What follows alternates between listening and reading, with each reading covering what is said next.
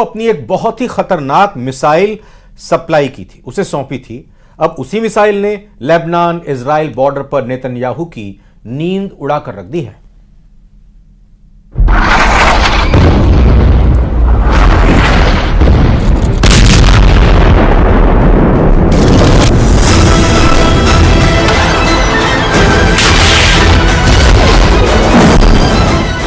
Israel Lebanon border पर दागी गई एंटी टैंक मिसाइल।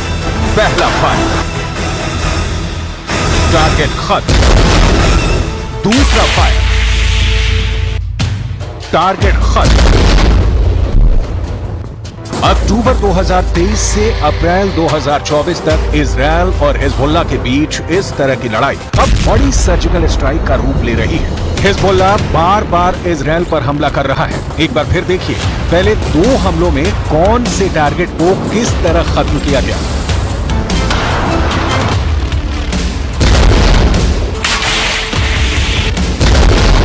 लेकिन उससे पहले देखिए अटैक हुआ किस मिसाइल से।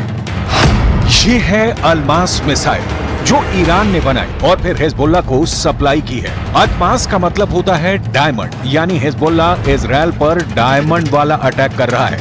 आप इसे इजराइल हिजबुल्लाह की लड़ाई में ईरान की एंट्री भी कह सकते हैं। अलमास मिसाइल का कनेक्शन इजराइल की स्पाइक मिसाइल से है। 2006 में हुए इजराइल और हिजबुल्लाह के युद्ध में इजराइल की स्पाइक मिसाइल हिजबुल्लाह के हाथ लग गई थी। उसके बाद ये मिसाइल ईरान तक पहुंची और ईरान ने तैयार कर ली स्पाइक की हूबहू नकल। अब हिजबुल्लाह इसी मिसाइल से इजराइल पर ताबड़तोड़ हमले कर रहा है।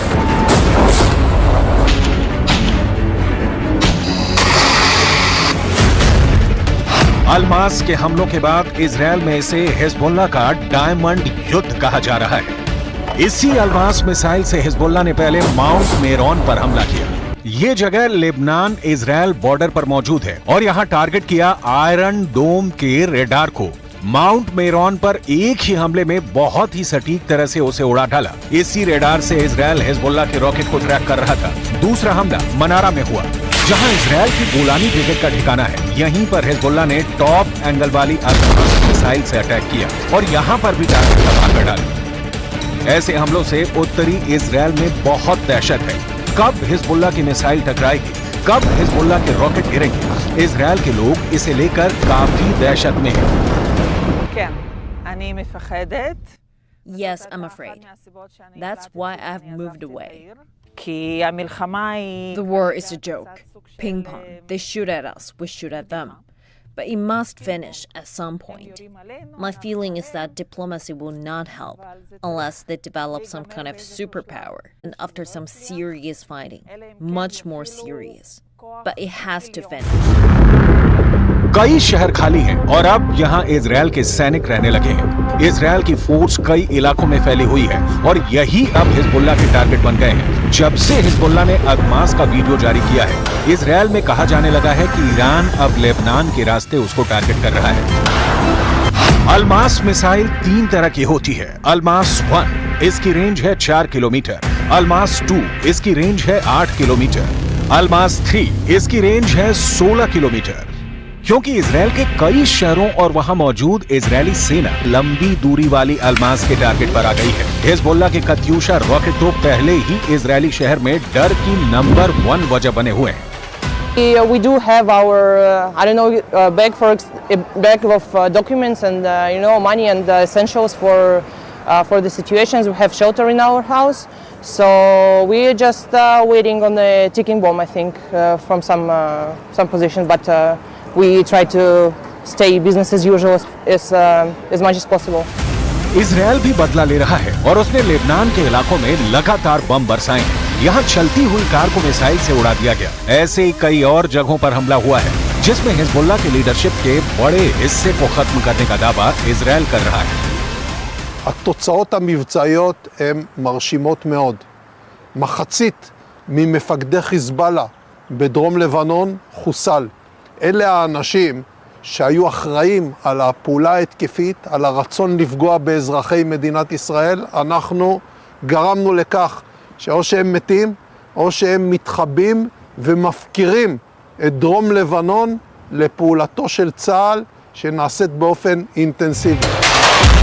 2006 में हिजबुल्लाह और इजराइल के बीच 34 दिन तक युद्ध चला था। तब इजराइल के 121 सैनिकों को मिलाकर 160 लोग मारे गए थे, जबकि हिजबुल्लाह के 250 लड़ाके समेत लेबनान के 1200 लोगों की मौत हुई थी। हम अपनी वीडियो लाइब्रेरी से 17 वर्ष पहले लड़े गए इस युद्ध की तस्वीरें निकाल कर लाए हैं, ताकि इस बात का अंदाजा लगाया जा सके कि इजराइल फिर से लेबनान का वही हाल कर सकता है जो वो इस बार गाजा में कर रहा है। इस वक्त इजराइल लेबनान बॉर्डर के करीब कई इलाके खाली हो चुके हैं। लेबनान में बॉर्डर के आसपास 60 किलोमीटर के दायरे में 30,000 की आबादी अपना घर छोड़कर जा चुकी है, लेकिन दहशत इजराइल में भी है। हाइफा जैसे शहर में भी डर पसरा हुआ है।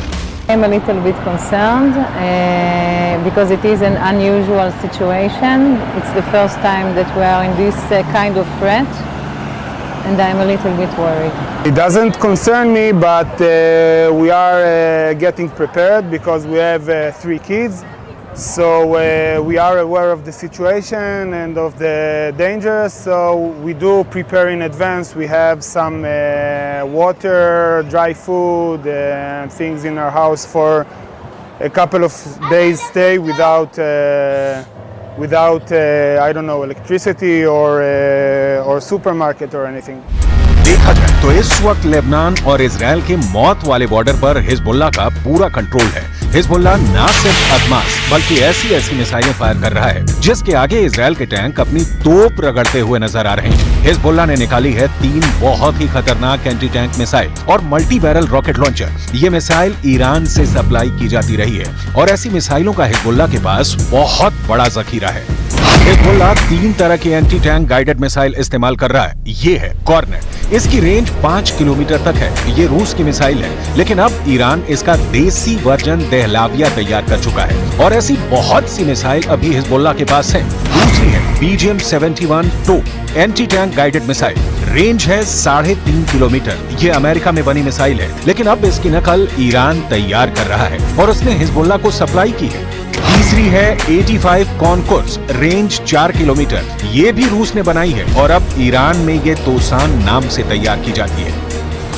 इन्हीं मिसाइलों से हिजबुल्लाह ने इजराइल के मेरान एयर सर्विलांस एयरबेस पर भी हमला किया। ये तीनों मिसाइल बहुत ही घातक हैं और जिस तरह से इन्होंने इजराइल के अड्डे उड़ाए हैं उससे ये बात साबित हो जाती है। हिजबुल्लाह का दावा है कि उसका हर हमला इजराइल को मुंहतोड़ जवाब है, लेकिन अब इंटरनेशनल लेवल पर फिक्र फैल चुकी है। फ्रांस के विदेश मंत्री ने लेबनान के प्रधानमंत्री से मिलकर वार्निंग जारी की है। Refusons le scénario du pire. Au Liban du Sud, la guerre est déjà là, même si elle ne dit pas son nom. C'est la population civile qui en paye le prix. Personne n'a intérêt qu'Israël et que le Hezbollah, d'ailleurs, poursuivent cette escalade. J'ai porté ce message ici auprès du Premier ministre Mikati, auprès du président du Parlement et du chef d'état-major des armées. Et je le porterai également, ce même message, en Israël dès mardi. देखा जाए तो Hezbollah वो संगठन है जिसे Iran से पूरी मदद मिलती है और ईरान हिजबुल्लाह को इजराइल के खिलाफ एक बड़े हथियार के तौर पर इस्तेमाल भी करता आया है। लेकिन इजराइल ने अगर हिजबुल्लाह का हाल हमास जैसा करने का फैसला किया तो लेबनान में वर्ष 2006 वाले युद्ध की तबाही दोहराई जा सकती है।